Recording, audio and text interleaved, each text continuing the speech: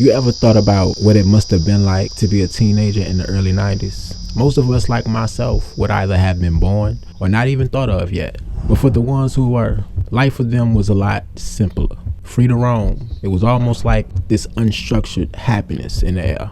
And not because there was this absence of discipline or rules. They were raised to seek out their own independence and not sway away from it. It was common to see a group of 9 to 10-year-olds walking to the store in the neighborhood, or older kids grabbing food from the food court at the mall. Parents trusting their neighbors to let their child carpool to school and back. Overall, living in Richmond as a kid back then involved tight-knitted communities, real childhood experiences, and the unknown. You didn't know what the rest of the world was doing, thinking, nor did most care. You knew what you know, what you heard, what you seen, and what you were told. But like everywhere, you had pockets of crime, accidents, and horrible situations you thought only played out on the news. Thinking about the odds of something like that happening to you, or even worse, someone you love. And we'll follow 3 young girls residing in the county of Henrico who lived it. And due to their ages at the time, their names were never released to the public. We never really had a sound. This is the mic right here. We're in the heart of Richmond, VA. They got gangs, roaches. Yes, it was the deadliest invasion since the Civil War. Killers, dope. Drug-related shootings in Richmond. We knew what we couldn't do, so we were forced to be original.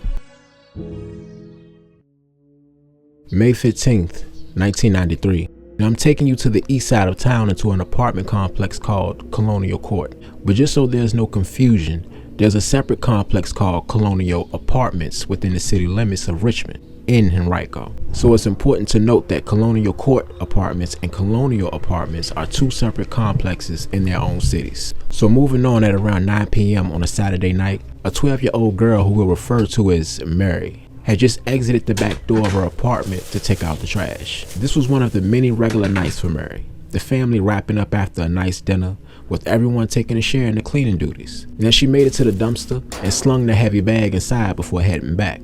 She was about halfway there before an unknown man seemed to appear from nowhere. He approaches her, inquiring about a missing 4-year-old child, and before she could even think about an answer, this man then drew a knife to the right side of her face, forcing her into a wooded area about 100 yards away. She fought off her captor with everything she had, and he threatened to kill her if she didn't be quiet. Then comes the moment around 9:15 p.m.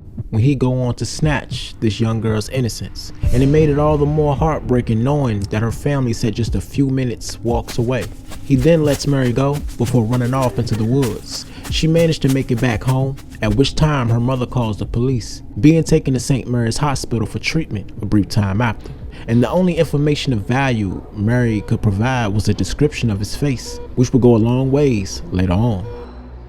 Now time went on without anyone being apprehended for Mary's assault, and when reports hit the papers, there was outrage about another woman's attempted assault receiving more coverage. A 29-paragraph article about a 47-year-old woman who pepper sprayed her would-be rapist, followed by her dog jumping the fence and chasing him away. And it was what the Richmond Times-Dispatch called a good news story, opposed to the same old depressing deaths and assaults across the state of Virginia. But what writers at the Richmond Times or detectives investigating the case didn't know is that Mary's sexual assault wasn't some isolated event. Sure, there were several assaults happening across the city, but the man they were looking for had a job in public service that allowed him to hide in plain sight. June 15th, 1993.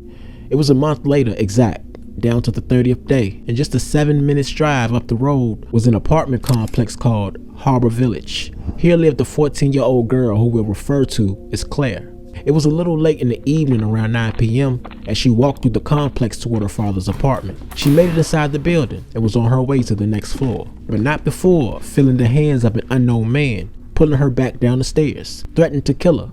But this time he had a .380 revolver, figuring it would strike more fear in his future victims. He forced her out of the door of the complex, then took her to the side of the building where he kissed and fondled her. And she said to the man, "Please, leave me alone. Please don't do this to me." But her pleading meant nothing to him. She had something that he's been wanting for a while, and suppressing those urges led him here in this very moment. He then led her away into a wooded area that surrounded the neighborhood, and there was Claire, screaming, crying, as she tried pulling away from him, which only angered the man, drawing his gun toward her head, saying, and I quote, "I'll kill you if you don't shut up." But still, Claire screamed and screamed, then screamed some more, calling out for her father. But she never wavered, even with the fear of him possibly taking her life. She would somehow break free of his grip on her face, now screaming loud as her voice would allow. And he knew it wouldn't be long before someone heard screams that carried throughout the complex. So he would let Claire go as he ran away into the darkness. But the one thing he tried to avoid came to light, because those loud screams caused neighbors to look out their windows, open their doors. So in the midst of his getaway, someone had seen him leave inside his car, which later provided an excellent description of the suspect and his vehicle. But they would say that without a license plate number, the search will require hustle and teamwork between Henrico and Richmond law enforcement. Earlier in the story, I told you that authorities labeled Mary's assault as a random, isolated crime. And who wouldn't? An entire month had passed, but even if Claire's assault didn't prove that theory wrong, you couldn't ignore how identical they were if you compared the cases side by side. In addition, you have to factor in the technological know-how of the 90s. DNA analysis was in its infant stages, and the first man to ever be convicted using DNA was a serial killer native to Richmond as well, which happened 4 years prior in the year of '89. Following a series of sadistic sexual murders in Virginia, Arlington and Richmond police had combined forces to arrest Timothy Spencer at a halfway house. The detective's case was based on circumstantial evidence, but recent advances in forensic science would offer them an unprecedented opportunity. As far as I can tell, it goes down in U.S. history. We were the first DNA murder case. So realistically, this man could go on and traumatize several more girls in the years to come. But because of this botched rape attempt on Claire, he couldn't fulfill that sick urge of his. So he decided to make a few changes. Just as he did when he switched from using knives to using a gun, he would decide to go during the day instead of night while wearing a disguise. But this led to his first major mistake, because instead of waiting another 30 days to stalk out a new victim, he found another in 3. June 18th, 1993, 3 days after Claire's assault, a 14-year-old black girl who we'll refer to as Gina was sitting on the front porch of her apartment building in Wistar Village, an apartment complex 2 miles from Harbor Village and a little under 5 miles from Colonial Court. She was accompanied by 3 male friends, and they would all be listening to the radio as she awaited her mother's return home from work. Then a little after 4:30 p.m., a strange man dressed as a maintenance worker walked by and asked Gina if the boys were bothering her. Everyone looked confused as to why he would even think that, but she would say no, prompting him to walk away. Then a few minutes later, Gina went inside her apartment to retrieve a different cassette tape to play.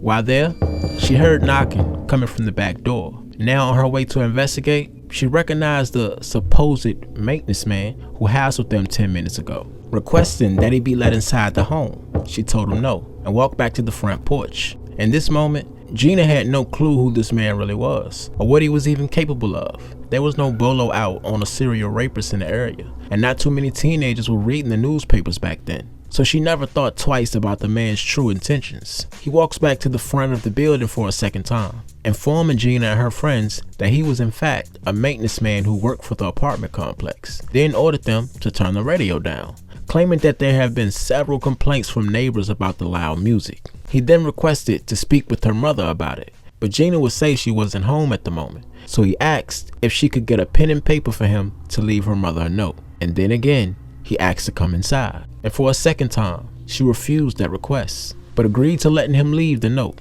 But this was all just a ruse. He all but counted on her being the naive teenager, because from the moment he approached them, his main goal was to separate her from those crowd of boys on the stoop. He would follow her up to the apartment and stood out in the hallway as Gina went inside, shutting the door behind her, but not all the way, knowing that she was coming right back out. And after finding the pen and paper, she turned around to walk back out the door, but there he was, standing inside her home, which had to be quick because she didn't even hear the man come inside. As weird as it was, she kept steady, acted normal, handing him the piece of paper to write the note. But then he instructed her to do it, which says a lot about his train of thought in the moment, probably thinking about a note in his own handwriting as evidence, along with it having his prints on it. And after writing the note, most likely annoyed and anxious for him to leave, She made way to the door, reaching for the doorknob. Then the mood shifted in the room. He jerked her away from the door and drew out a gun from his back pocket, which was a blue steel revolver. And to say she was scared is an understatement. She cried, screamed, and pleaded, and he would just tell her to be quiet or he would kill her. The same command he gave Mary and Claire. He then forced her up the stairs to a spare bedroom where he would snatch another girl's innocence. Now, if we remember, Gina had been waiting for her mom's arrival when he approached her. So either she had just left work or was already on the way home at the time, because Gina's mother would actually return to the apartment during her daughter's assault. The sounds of her mother's keys unlocking and entering the home was evident, at which time he stood up to fix his clothes and told Gina, "If you tell anybody, I'm gonna kill you, your sister, and your mom."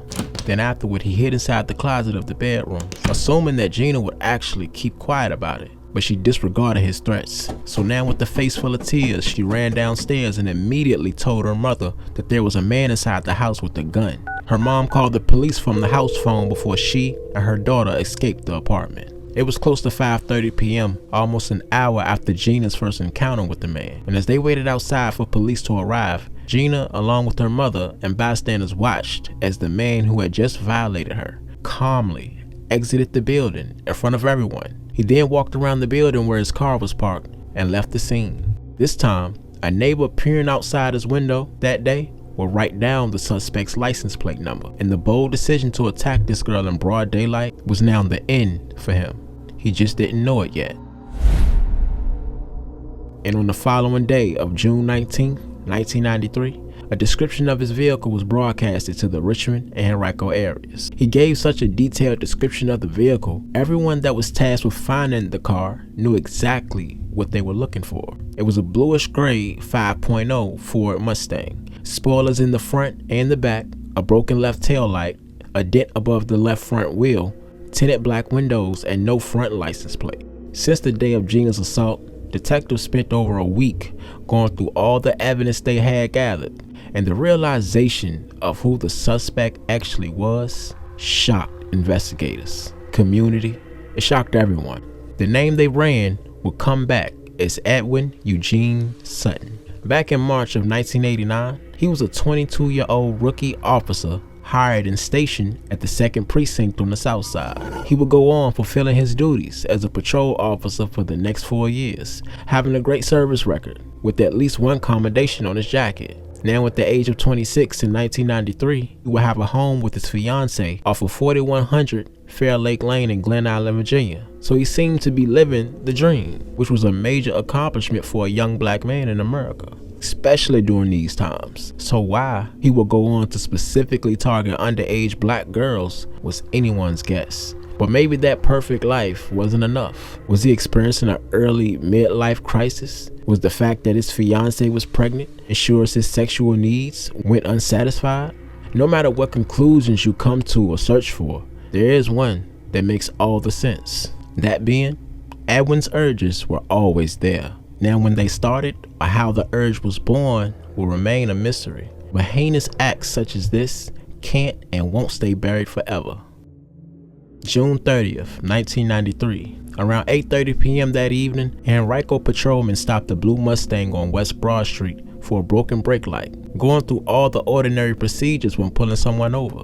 Noticing that the person and the car fit the description of the rape suspect they were searching for. Edwin had still been reporting for duty like regular, maybe thinking he was just that smart, or his peers and the rest of the force were just that oblivious to his off-duty escapades. The officer pulling him over radioed back to his lieutenant, asking if he wanted him arrested, but the lieutenant decided to initiate a catch and release operation. The officer then informed Edwin that he was clear to leave, with investigators immediately placing him under surveillance, following him to his home on Fair Lake Lane. And while being watched, the evidence had been checked, double-checked, and checked again. All of the guys who were on the porch with Gina that afternoon told detectives Edwin was the man that they saw. In addition, Gina and her mother picked him out of a photo lineup, and there was another piece of evidence that Edwin neglected to think of, which was his fingerprints being lifted from the back doorknob of Gina's apartment. now proving he tried opening the door before Gina ever heard him knocking. Henrico had served 2 search warrants, one for Edwin himself and the second for his home, along with DNA samples that matched seminal fluid from Gina. The attacks were so similar in nature that they labeled this method as Edwin's signature alone. All 3 victims were young black females who were attacked at an apartment complex. A weapon was used in each, with a blade in the first and a revolver in the last 2. He threatened to kill each victim if she didn't cooperate or told anyone, and all 3 victims lived within 4 miles of Edwin's own apartment. So it was official. There was not one piece of evidence that held reasonable doubt regarding Edwin's innocence. And the following day, on a Thursday afternoon of July 1st, 1993, Officer Edwin Eugene Sutton was on duty in full uniform when officers from Richmond and Henrico pulled him over. But this time, he was arrested right there on the spot. So now, his possible role in other sexual assault crimes involving juveniles were being thoroughly investigated at this point. While being interrogated, he'd say verbatim, "I never, ever, ever been in Wistar Apartments," which wouldn't be believed by anyone, not even his co-workers, saying, and I quote, "It shocked the hell out of us, but it shocked the city of Richmond more than anything, and the people who worked closely with him rather not believe it. But you couldn't ignore the facts. He was now suspended without pay and confined to a jail cell until his next court date, being held on a $325,000 bond. His charges included rape, attempted rape, abduction, aggravated sexual battery, and using a firearm in commission of a felony, facing a maximum sentence of 2 life terms plus 6 years. Then comes the moment of truth for Edwin Eugene Sutton on the day of December 16th, 1993, standing trial for 14-year-old Gina's assault. He would attempt to enter the courtroom with a show of force, strategically choosing to be represented by 2 attorneys, both male and female. A woman alone may invite thoughts of him pandering to a jury, while just having a male attorney could scream bias. And they were definitely prepared, and this would be a small part in their opening statement. "We agree this was an awful, vile crime that was committed against this child, but these witnesses were more than mistaken in their identification of my client, Mr. Sutton." When I make the point of them thoroughly preparing a defense, it spoke to just how guilty Edwin really was, especially after his 2-man defense team would let him take the stand. After swearing to tell the truth and nothing but, he goes on to explain why his fingerprint was found on the knob of Gina's back door. Investigators remembered Edwin's original statement back in July, which were, and I quote, "I've never, ever, ever stepped foot inside Wistar Village." But in court, he said he forgot that he and his fiancée visited Wistar Village back in February to look at apartments for rent. However, a fingerprint expert who's examined several thousand prints over the past 20 years completely destroyed his claim, testifying that it would be virtually impossible for a print left on an outside door in late February to still be intact 4 to 5 months later on June 18th. Then came the identification of his vehicle, saying that even though his taillight was broken on June 30th, it was intact on the day of Gina's rape. Claiming that he kept a record of all vandalism to his car and had noted that the light wasn't smashed until June 26. He was asked if he had ever reported the vandalism. He replied no, explaining that he knew how rare it was to make an arrest for vandalism. But it raised questions to why I'd take note of any vandalism if he were never planning to act on it legally, because doing so would only be of value in predicaments such as the one that he's in right now.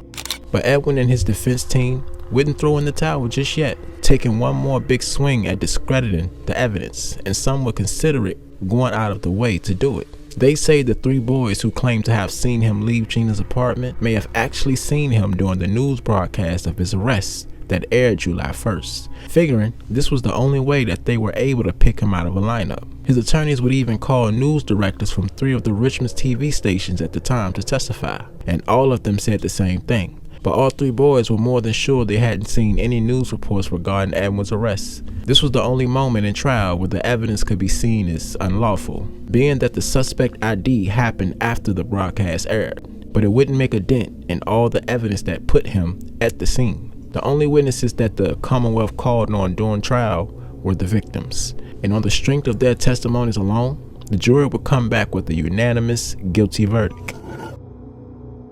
The following day of December 17th, The judge was to hand down his sentence, and emotions among the families were high as Edwin would receive a 91-year sentence. The mother of 12-year-old Mary had got into a shouting match in the parking lot with one of Edwin's relatives. Then deputies would have to clear the courtroom after another outburst occurred, this time being Edwin's fiancée, who was 6 months pregnant with his child, screaming out, my baby," while crying uncontrollably.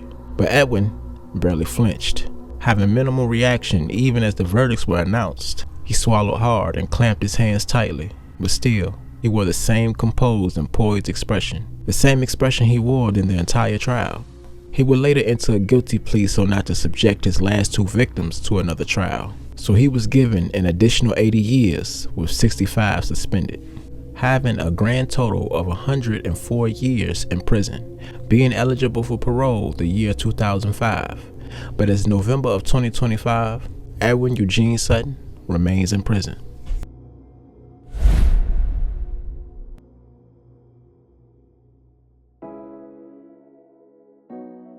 Now, I think that it's very likely that these girls were not the first of his victims. Not to say that there were several. This could be a girl he assaulted at a young age after something horrible happened to him. So maybe he suppresses it, and the older he got, the harder it got to keep down. But what always comes into question is why? Why do some men have this fixation with prepubescent or underage girls? Were some of them born with these urges? Does it only form in men who's been molested themselves? There's been tons of studies, but a lot of us like myself see it as overall sickening. I would say try to arm your kids with the ability to identify a predator in all situations. But in most cases, it's subtle, the small gestures. I even had a situation myself with one of my neighbors. He said he was a veteran. He was an old veteran, old guy, I think in his 60s or 70s, you know what I mean? Tall guy, bald head. He would come over sometimes while me and my daughter outside playing. You know, we just chilling, you know, doing regular daddy-daughter stuff. And he would appeal to her a lot. He told me he got daughters, he got granddaughters, so I understood that. But then it just got weirder and weirder. You know, then one day I come to him, he called me over, he showed me his phone. He got an old phone too, and he's showing me that he taking pictures of me and my daughter. Now, one may think that this is some old senile man who just trying to relive the memories of his days with his daughter or something. I don't know, but it just seemed a little off. But I still didn't flip out. I ain't trip on it. You know, maybe that's what it is. Then he old, what are you gonna do? And I always got my daughter in my sights. But then another day, I got my daughter sitting on the car. We kind of doing like a little photo shoot. I still got the photos. He come over to give her an apple, and I think some glasses too. I don't know, he gifted her some glasses. And he was like, yeah, you make you look sexy. Some underlying comment like that, and it freaked me the hell out. I said, bro, you don't talk that way to a child. I said, get the fuck on. And I didn't want to talk to him like that. He an elder. I was always brought up to respect your elders. But that comment right there freaked me the hell out. And it just made me think, oh yeah. After that, won't no more talking to him. Won't no more taking apples. Won't no more gifts. One day we coming from the pool during summertime. And as all the adults pass him, he don't speak to none of the adults. None of the adults speak to him. But he speak to my daughter again. He speak to all the kids who are behind us. I flipped out then. I said, bro, all these adults right here, you only speak to the kids? I said, yeah, he a predator. Who knows, bro? They could be anywhere. You ain't gonna just find them on a registry either. Keep your kids safe at all times. From my understanding, every victim of this story is still alive, probably in their late 40s, early 50s maybe. I'm pretty sure everybody watching this story is sorry that you had to go through that you had to endure that. And I hope life turned out better for you. We hope life turned out better. Y'all stay safe out there.